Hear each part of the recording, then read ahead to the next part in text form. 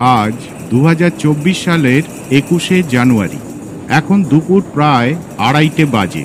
আমরা লোহাগুড়িতে দুপুরের খাওয়া সেরে এখন চলেছি জিরাঙ্গা অভিমুখে। সেখানে একটা বৌদ্ধ মনাস্ট্রি আছে।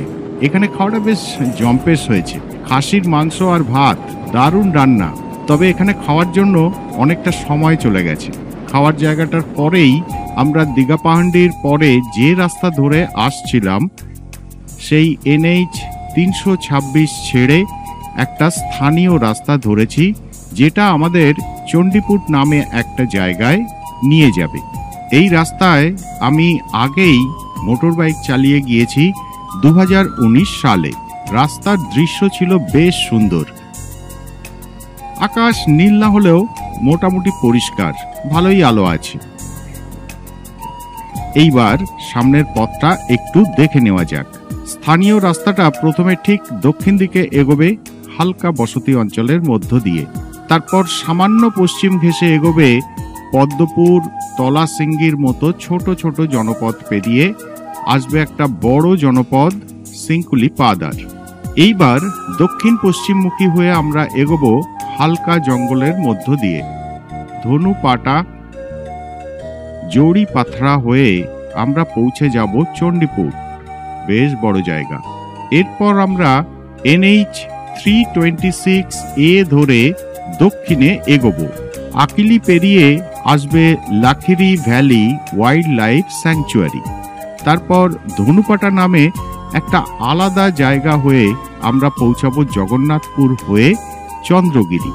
হাইওয়ে ছেড়ে এখানে একটা গ্রামের রাস্তা ধরে আমরা পৌঁছে যাব জিরাঙ্গা বা জিরাঙ্গ গ্রামে। মোট দূরত্ব 29 কিলোমিটার, সময় লাগবে ঘন্টাখানেক। পথের দুপাশে চাষের ক্ষেত। রাস্তা খারাপ নয়, চওড়া করার কাজ চলছে। মাঝে মাঝে কিছু ঘর বাড়িও দেখা যাচ্ছে।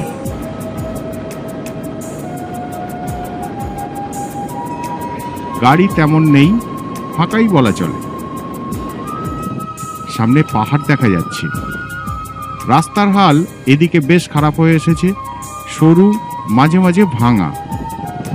সুন্দর পাহাড়ি রাস্তায় আমরা চলেছি চণ্ডীপুরের দিকে। তত্ত্বপানি থেকে খানিকটা চলে এসেছি। চণ্ডীপুর এখান থেকে সম্ভবত 10 কিলোমিটার। তারপর চন্দ্রগিরি, সেখানে মনাস্ট্রি। এখানে রাস্তাটা এতটাই খারাপ হয়ে গেছে, আমার বাইকের মালপত্র নেওয়ার জন্য যে প্যানিয়ার জোড়া আছে তার ডান দিকেরটা ঝাঁকুনিতে আলগা হয়ে খুলে পড়ে গেছে। ভাগ্যিস খেয়াল করেছিলাম, দেবাংশুকে ফোন করে আসতে বললাম।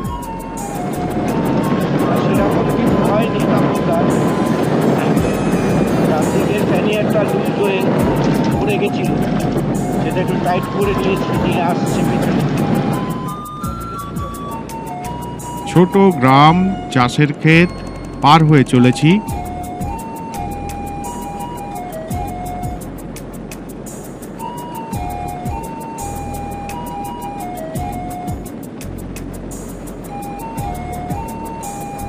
সামনে পাহাড়ের ইশারা।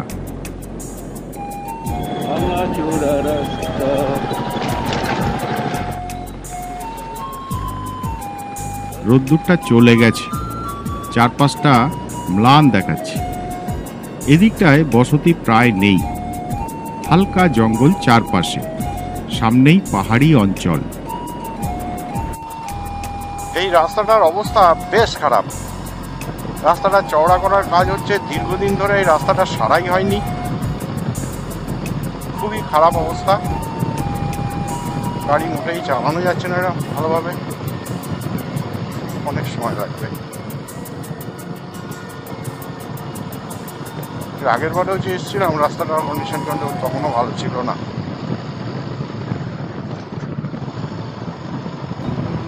অসংখ্য বাম্পার, বাকি জায়গায় রাস্তা এত খারাপ যে বাম্পার থাকারই সময়।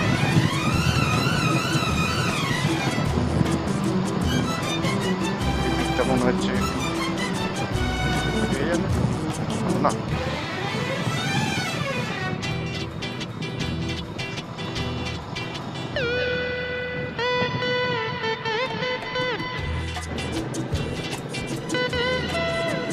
আমরা চলেছি জড়ি পাথরা অঞ্চলের মধ্য দিয়ে। এখান থেকে চণ্ডীপুট আর বেশি রাস্তা বাকি নেই, বড়জোর কিলোমিটার 2 হবে।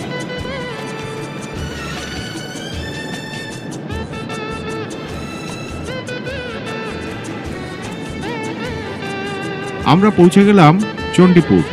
বেশ বড় গঞ্জগোছের জায়গা, তবে ভর দুপুর বলে রাস্তায় লোকজন কিছুটা কম। একটু আগে আমরা স্থানীয় রাস্তা থেকে NH 326A তে পড়েছি। এই রাস্তা আমাদের সোজা নিয়ে যাবে চন্দ্রগিরি, ওড়িশার মাঝে এক টুকরো তিব্বতে।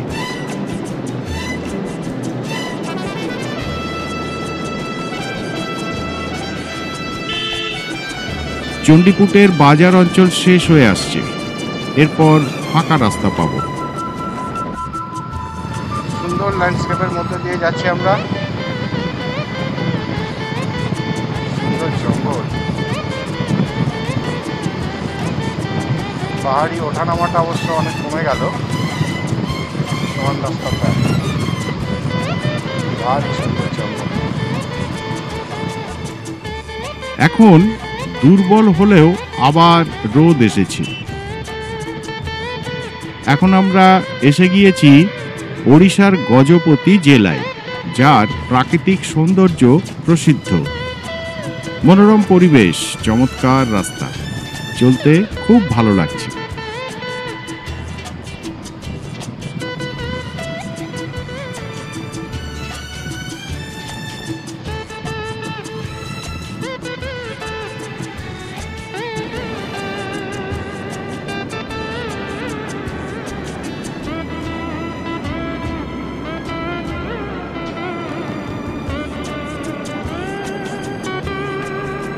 চণ্ডীপুর ছেড়ে আমরা এবারে এগোচ্ছি চন্দ্রগিরির দিকে।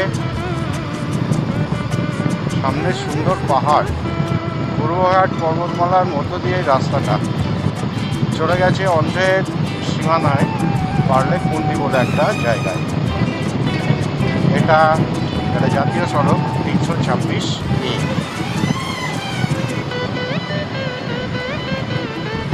মাঝখানের রাস্তা যেটা চণ্ডীপুর পর্যন্ত আসলাম অত্যন্ত খারাপ ছিল, অত্যন্ত খারাপ।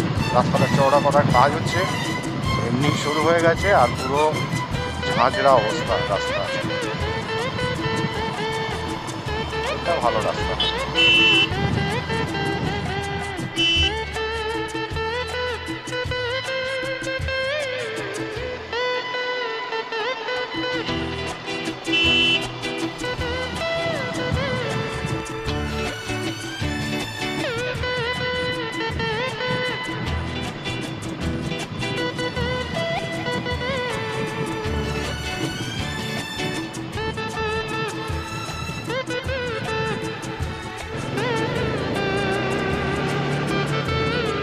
এখানে বেশ ঘন জঙ্গল। এই জায়গাটা জগন্নাথপুরের কিছুটা আগে। দুপাশে চমৎকার জঙ্গল, কোনো বসতি নেই এদিকে। একটু পরেই চলে আসবে চন্দ্রগিরি।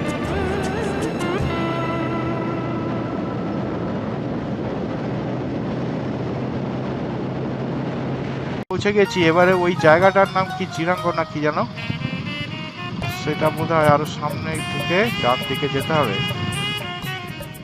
সামনের পেট্রোল পাম্পের উল্টো দিকের রাস্তায় যেতে হবে জিরাঙ্গর দিকে।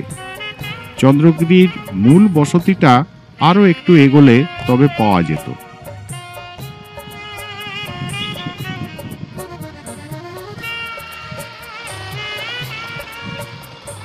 সাধারণত দেবাংশু পথ দেখানোর কাজ করে, আমি পিছনে চলি। তবে এদিকটা আমার চেনা বলে আমি দেবাংশুর আগেই চলে এসেছি, ওর জন্য অপেক্ষা করছি। এখন 3:12 এবং আজ সকাল থেকে আমরা মোট 282 কিলোমিটার পথ অতিক্রম করেছি। আমরা এই রাস্তা থেকে ডান দিকে টার্ন নেবো। এই যে তাপসদা দাঁড়িয়ে আছে, তাপসদা দাঁড়িয়ে আছে।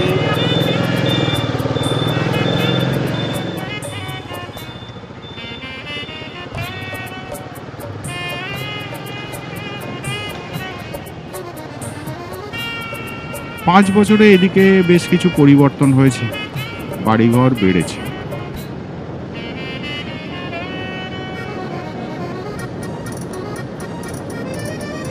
শ্রীরামপুর রাস্তায় ঢুকলাম, এখান থেকে প্রায় 5 কিলোমিটার দূর। আরে এখানে দেখছি একটা রিসর্ট হয়েছে, চারপাশে বিস্তীর্ণ ফাঁকা জমি। এই অংশটা তিব্বতীয় বসতির বাইরে।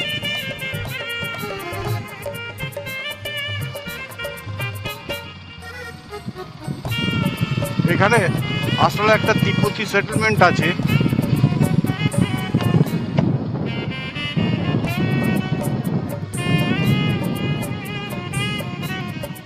ভাইয়া मोनास्ट्री मोनास्ट्री वो जो बौद्ध का मंदिर ए सीधा ना थैंक यू।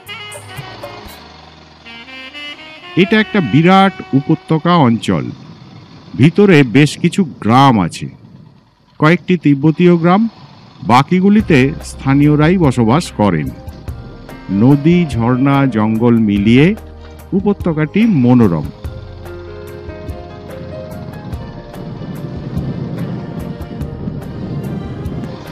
সামনে মনাস্ট্রিটা দেখা যাচ্ছে, দেখা গেল এখান থেকে প্রায় 1.5 কিলোমিটার মতো বোধহয়। তিব্বতে চৈনিক আগ্রাসনের পরে 1959 সালে দলাই লামা তার অনুগামীদের নিয়ে ভারতে আসার পর বহু তিব্বতী ভারতের শরণার্থী রূপে চলে আসেন। তাদের বিভিন্ন জায়গায় বসতি গড়ে পুনর্বাসনের ব্যবস্থা করা হয়েছিল, যাদের মধ্যে এই জিরাঙ্গ চন্দ্রগিরি অঞ্চল অন্যতম। এখানে 5টি গ্রামে প্রায় 2500 তিব্বতীর বাস। তারা এই পুরো অঞ্চলটির নাম দিয়েছেন ফুনসোকলিং, যার অর্থ সুখ এবং প্রাচুর্যময় জায়গা। শীতল উচ্চভূমির বাসিন্দা তিব্বতীরা 3200 ফুট উচ্চতার চন্দ্রগিরিতে এসে দিব্যি মানিয়ে নিয়েছেন। চাষ, উদ্যান চর্চা, পশুপালনের মাধ্যমেই মূলত তারা জীবিকা নির্বাহ করেন। এই বসতিতে 5টি মনাস্ট্রেরি আছে, যাদের মধ্যে আমরা যেটি দেখতে চলেছি সেই পদ্মসম্ভব মহাবিহার বৃহত্তম। এই উপত্যকায় প্রচুর ভুট্টা চাষ হয়, জমি তেমন একটা উর্বর নয়। এই প্রার্থনা পতাকাগুলি তিব্বতীয় বসতির চিহ্ন। তাদের বিশ্বাস এগুলির উপস্থিতি ভূতপ্রেতের উৎপাত প্রতিরোধ করে এবং এর মধ্য দিয়ে বয়ে আসা বাতাস পবিত্র হয়।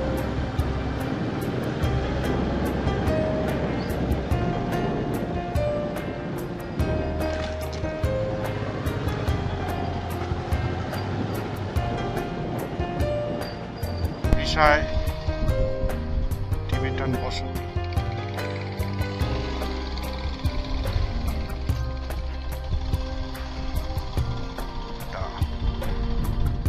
এখানে ভুট্টা সংরক্ষণের ব্যবস্থা।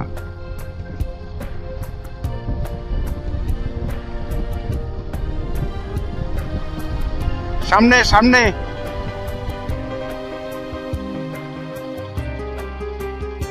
না সামনে। এখানকার পদ্মসম্ভব বৌদ্ধ মহাবিহারে পৌঁছানোর পথটি কিঞ্চিত গোলমেলে।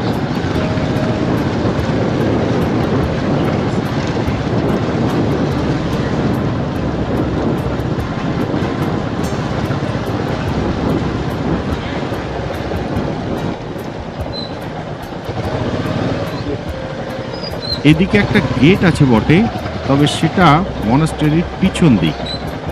गेट दिस साइड और that side wrong way wrong way आ गया आगे जाके भाई। हाँ जी, जो बड़ा सा गेट है ना राइट साइड पहले के लोकेशन में आइए आप। मोनास्ट्री गेट कौन कौन आगे से? আগের বার যেখান দিয়ে মনাস্টারিতে ঢুকেছিলাম দেখছি সেটা পাল্টে গিয়েছে, আরও দক্ষিণে ঘুরে নতুন প্রবেশ পথ হয়েছে।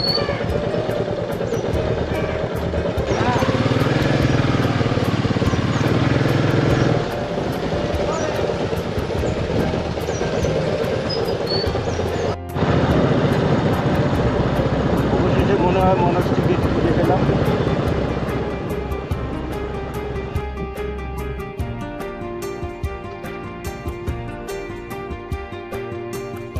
এদিকে মনাস্টারি এলাকার সম্প্রসারণ হয়েছে, সুন্দর করে সাজানো হয়েছে, একটা জলাশয় খনন করা হয়েছে। সব মিলিয়ে এটিকে পূর্ণতর এবং সুন্দর রূপ দেওয়া হয়েছে। দর্শনার্থীদের আনাগোনাও বেড়েছে।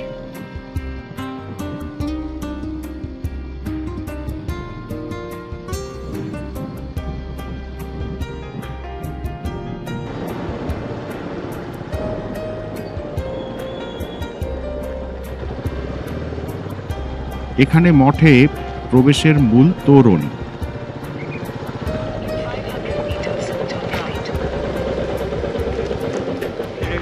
হ্যাঁ, দো ভাই। যান প্রবেশের জন্য এখানে কর আদায় করা হচ্ছে।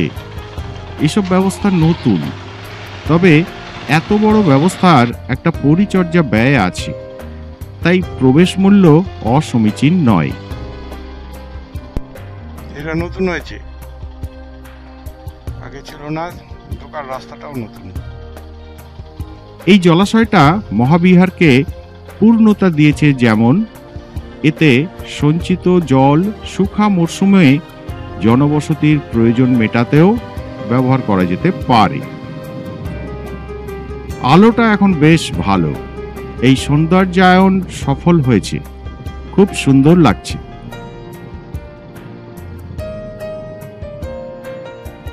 এখানে খোলামেলা জায়গায় কাফেটেরিয়া কমপ্লেক্স করা হয়েছে। আগে এটা ছিল মঠ চৌহদ্দির মধ্যে, এটাকে আলাদা বড় জায়গায় নিয়ে এসে খুব ভালো কাজ করেছে। ওড়িশাতে এই জায়গাটা সত্যিই মনোরম এবং অনেকেই এর খোঁজ রাখেন না। গতবারের চেয়ে এখানে এসে এবারে কিন্তু অনেক ভালো লাগছে। একে পর্যটন কেন্দ্র হিসেবে গড়ে তোলার প্রচেষ্টা সফল। अंदर जाएगा, अंदर जाएगा। कोई नहीं रहा, गाड़ी পুরনের কাজ হচ্ছে। এখানে সামনে কোনো বড় উৎসব আছে নিশ্চয়ই, তার জন্য এই তোরণ তৈরি হচ্ছে।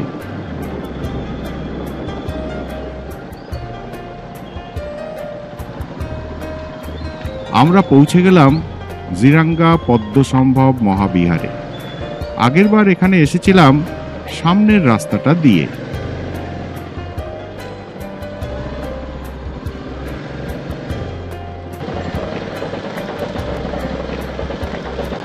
কোনটা উৎসবের প্রস্তুতি চলছে, চারদিকে মেরাপ বাঁধার কাজ চলছে।